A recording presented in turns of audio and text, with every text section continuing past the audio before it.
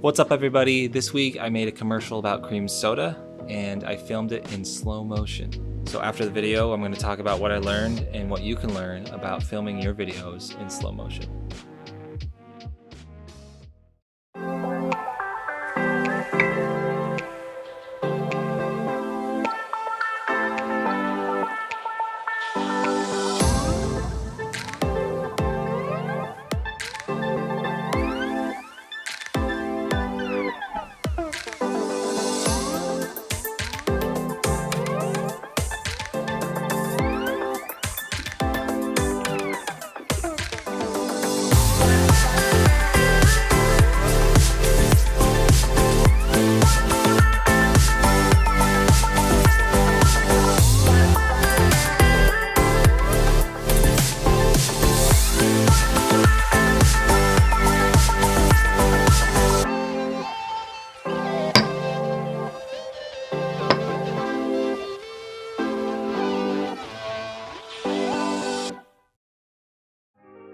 So I got the idea for this video from watching a video from Indie Mogul. They're a channel all about filmmaking and low budget filmmaking.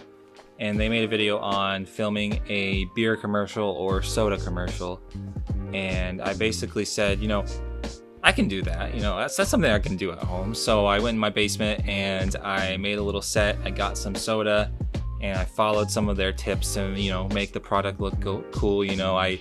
I got glycerin and mixed it with some water and sprayed the bottle so it would stay on there longer. And, I did a few different techniques, but I think the most important thing was how I shot it. And I really focused on slow motion because one of the biggest reasons to use slow motion is to slow things down. I mean, that seems obvious, but you want to capture things in motion that you can't really see with the naked eye. Sometimes, take for an instance the shot of me popping off the cap to the bottle.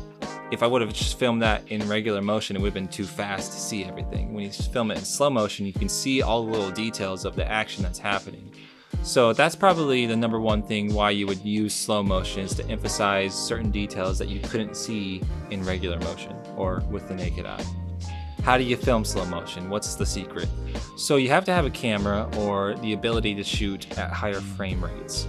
So usually in cinematography and movies, the standard frame rate is 24 frames per second.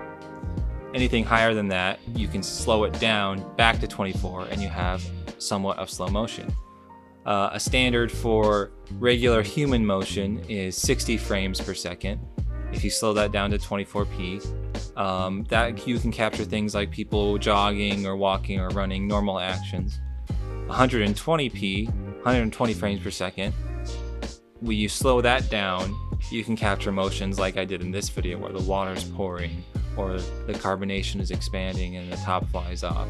Something that you really have to slow down further in order to capture that motion because it's going too fast. I think my favorite shot would probably be when the bottle was pouring and the light on the soda coming out of the bottle was just right to me. It looked really golden and I don't know, the way it slowed it down, it looked like, I don't know, almost looked like honey, or it didn't look as thin as soda would. It looked more thick. And I like that look. It kind of made it look like nectar. Ooh, I want to drink that.